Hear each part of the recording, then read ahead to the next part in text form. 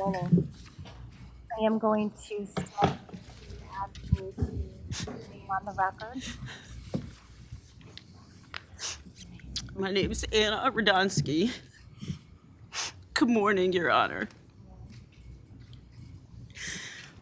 Thank you for the opportunity to address the court. Can everybody hear me?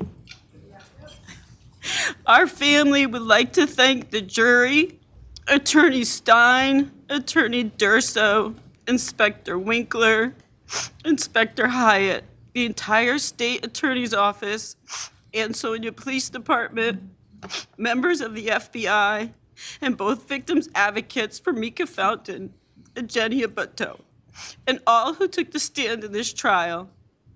I will never know how the vicarious trauma impacted all of you, but we will be forever grateful. My name is Anna Rodonski, and I am the youngest of 6 children. Christine Holloway is my first niece. I called her Chrissy. Debbie, Chrissy's mother, is my oldest sister. My other sister, Kathy, died at 34 years old of lymphoma, and that was the worst day of my life. I didn't think I would experience another worse day like that. However, my beautiful, brilliant, kind, caring, spiritual niece was brutally murdered on 12/2/2019. How does one even begin to start to tell how this has affected my life as well as our family and friends? I would like to start with some background about Chrissy. She was the first person in our family, in her family, to obtain a bachelor's degree. She and I shared a bond with our faith. I chose Christina as my confirmation name because I loved her so much. She loved children, she loved her job, and taking care of so many adorable children at the daycare where she was employed. She was passionate and full of love. I moved to Nashville in October 2019 for a new job, and Chrissy and I would FaceTime with Vanessa during bath time or dinner. We supported each other's passions. She would open the freezer door while Vanessa was playing with her toys, and as soon as Vanessa heard the freezer door opening, she knew it was frozen mango time, and she would crawl as fast as she could, giggling all the way. I hope wherever she is now, she is still enjoying her frozen mangoes.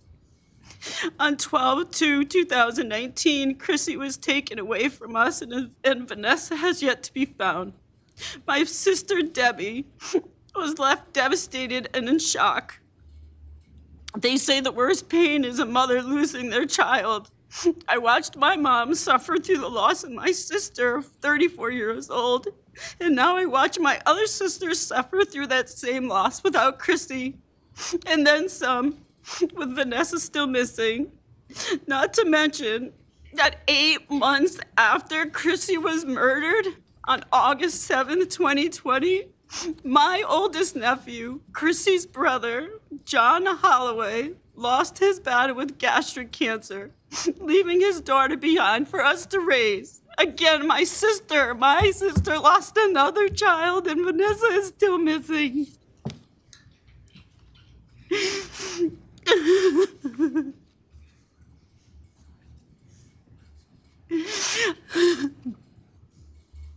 I moved my mom from Connecticut to Nashville with me to get her away from all of the news and media in Connecticut because it was just too much for her.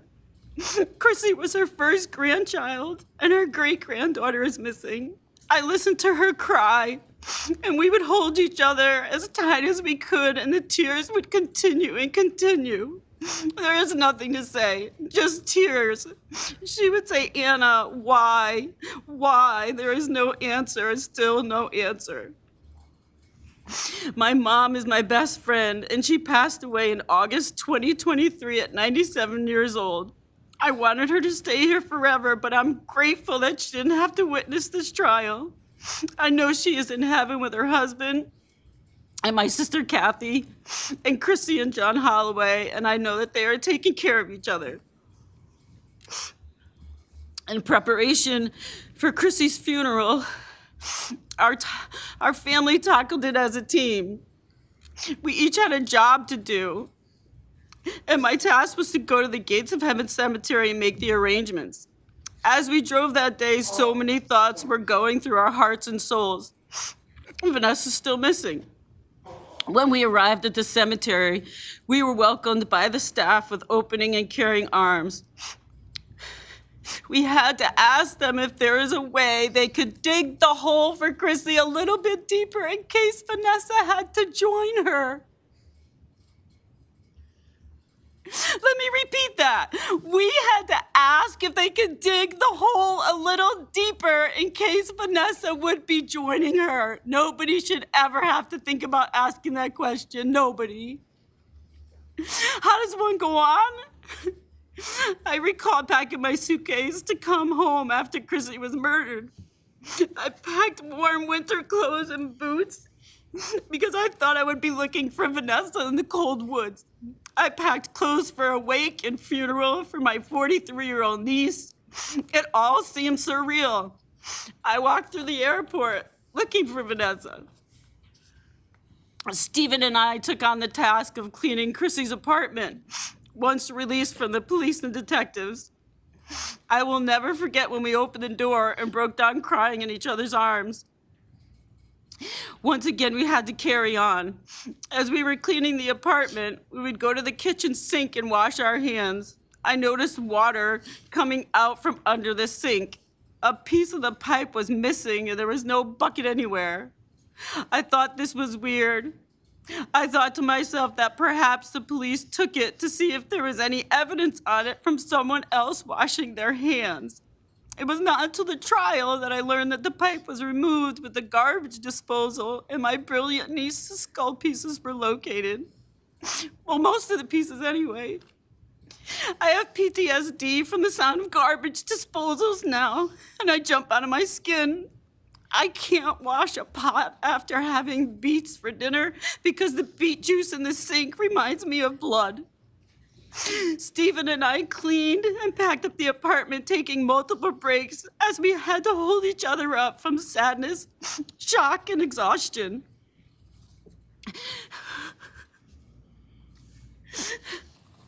I thought the missing carpet cutout from the investigation was the only part of Chrissy's nightmare. I was advised by my family and friends not to read anything online because of the graphic nature of the situation.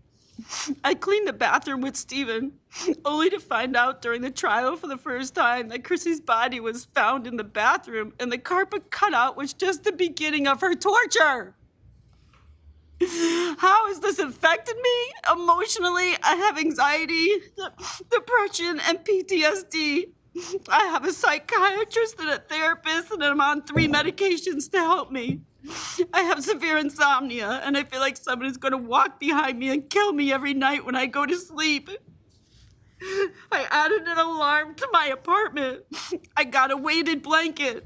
I adopted a rescue dog from the Humane Society who actually rescued me. I have PTSD from the sound on the phone for the Amber Alerts. I had to remove it from my phone because it was such a trigger for me.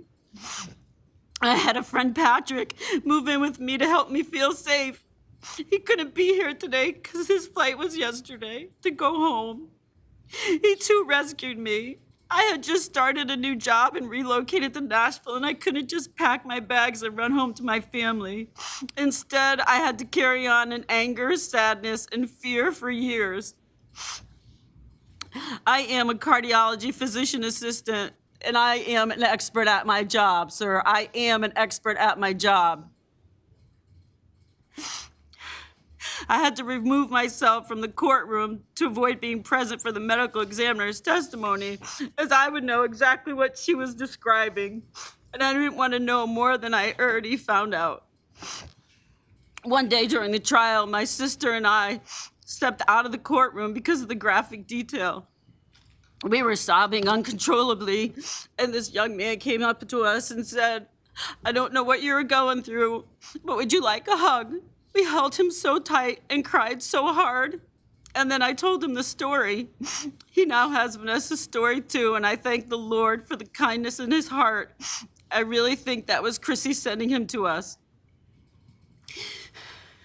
Every day at court in April, I would look into the eyes of that monster because my only voice was my eyes. Well, now I am not done speaking. I have since moved back to Connecticut, and I spend my time making colored copies of Vanessa's missing child photo and hand them to people and hang them everywhere I go. I've gone to pediatricians' offices, parks, libraries, and beaches distributing them. When I am out to dinner, I always sign the receipt for pray for Christine Holloway and please find Vanessa. Your Honor, how this murder has affected our family and friends cannot be described. What was done to my niece, Christine Holloway, is unforgivable and disgusting, and that monster continues to lie. Where is Vanessa? How could someone be so cruel? I hope that he stays in prison forever, forever and ever, so he can't hurt anyone else ever again. I hope every day in prison is hurtful for him and awful in every way imaginable. We will never stop searching for Vanessa and sharing our story. We ask that everyone continues to pray for us. The last thing that I want to read is this note that I found in Chrissy's apartment. This is her writing. This is her writing, her letter. And she says to all the first-time moms, as I sit here and watch my 9-month-old daughter feed herself, I look back on our journey. She is slowly becoming more independent already. She feeds herself, holds her cup, and tries to walk. Each of her firsts are my last, as I do not think I can have another baby. I was high risk because of my age. Bittersweet, but all worth it. The author, Christine Holloway. I also found a little card that I had sent Chrissy in the mail. And it says, thanks for all of the FaceTimes with my baby girl. I love them, and you have no idea how much it touches my heart. I love you, Chrissy. I can no longer write cards to my niece, but I know that Christine Holloway is here in this courtroom today, and I thank God for his strength. Thank you.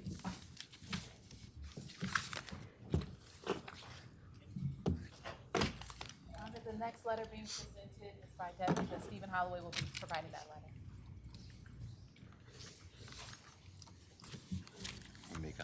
Ramika.